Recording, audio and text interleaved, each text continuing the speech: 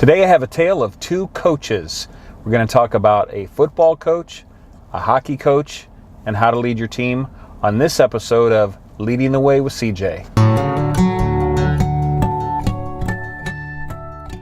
I played football in high school and was blessed to have a coach that we thought was a phenomenal coach. We absolutely loved him. We ended up being nobodies and going to state and doing really well. And it's now kind of an established football program that goes to state. One state a couple years after I had graduated. They've won again last couple years, I think 4 or 5 years ago, and now they're back in the quarterfinals again. So, you know, this guy was really knew his stuff, and what he always said to us, and I've repeated this over and over and over, is a confused mind says no. So what he meant by that was, look, if you don't know the play 100% and you don't know what to do when the play's called in, you'll sit there and be thinking about, okay, what do I need to do? Do I need to block outside? Do I need to contain? Do I need to slant down? Whatever the play might be. But if you kept it simple, you could go 100%.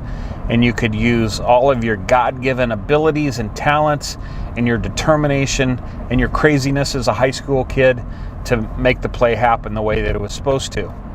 So I think that that applies to even some things that we're hearing just yesterday.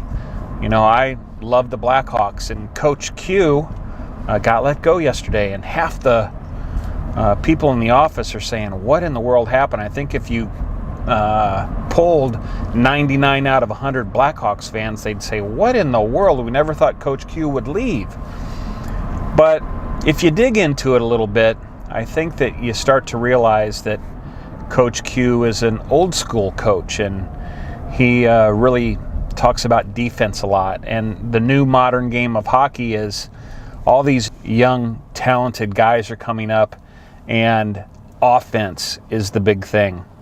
And so I wonder in the back of my mind if Coach Q wasn't able to translate that well or adapt that well to be able to teach the new up-and-coming talent and how to really go about offense to make that work.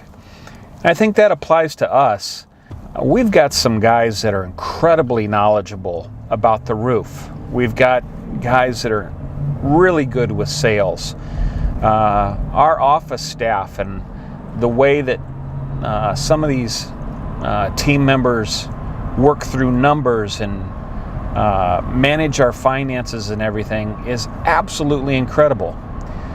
But if we don't keep it simple and we don't get to a level that everyone can understand, we're not going to do it well. We're not going to be able to effectively teach and communicate what we need to do and what needs to be done if the person doesn't get it.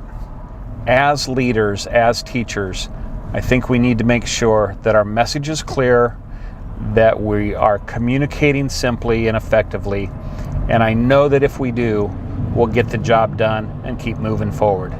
So thanks for listening. Appreciate it. We're going to do some blogs on this kind of stuff. I'll go into more detail. Look forward to you joining us there, and we'll talk to you next time on Leading the Way with CJ. Thank you.